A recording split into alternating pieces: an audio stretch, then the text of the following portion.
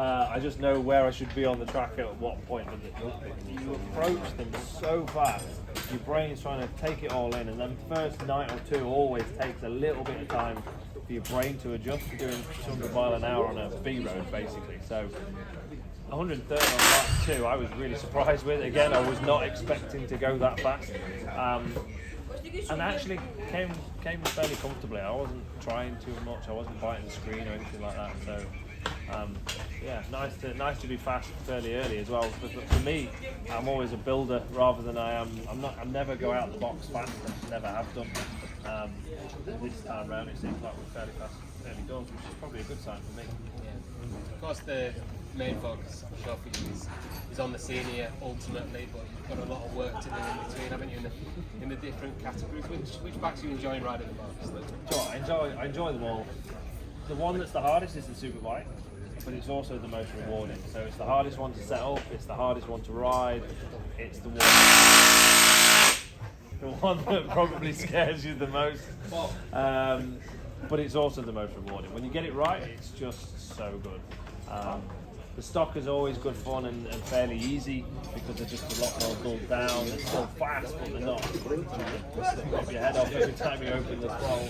The Super Sport bike, the riding the little Triumph 765 has been brilliant to ride. It sounds awesome going through Carmichael. I got Moto 2 pipe on it. It just makes me smile immediately as soon as I go between the houses and I hear the echo. It's just the atmosphere that I'm getting, even as a rider, is awesome. So I'm sure stood at the side of the track, it must be ace to listen to. And then actually last night I rode the little pattern. Really surprised about how good the pattern is. I've never ridden one before. I've never ridden that bike before. And then last night I went out on it for the first time, and it was an 18 mile an hour extended start, my first ever go on it. So really pleased with that. And I actually think the small bikes are almost more dangerous than the big bikes, because you've got to use all the road and you can speed up everywhere. You've got to use absolutely every inch of track.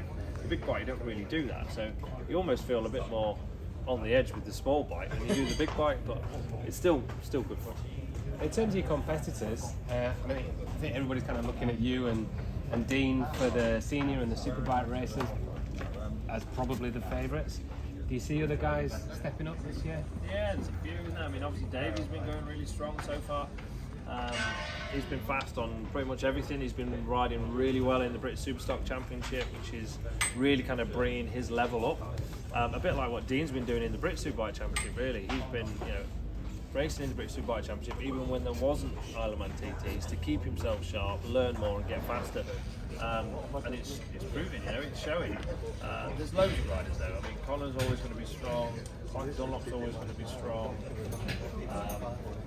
There's a good bunch, and it is really hard to pick. Maybe me and Dean are the favourites, but only because we've been there in the last couple of years. There's always going to be a mix-up. I think it depends on reliability as much as anything else. Anything can happen in these long races. It's 226 miles for a superbike or a senior race. There's loads that can happen. 2 pit stops, an hour and 40 odd minutes of racing. There's lots that can happen, So yeah, we're just going to have to wait and see.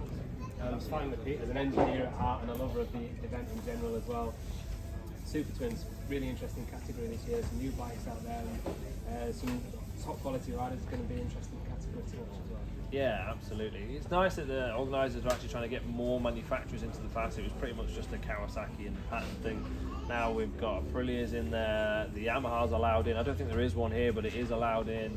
There's a few different manufacturers allowed in. You did that rubbish. I did it way better. Yeah. If you didn't see it, go on the TT Plus live and have a look back. I got him way better. But yeah, it's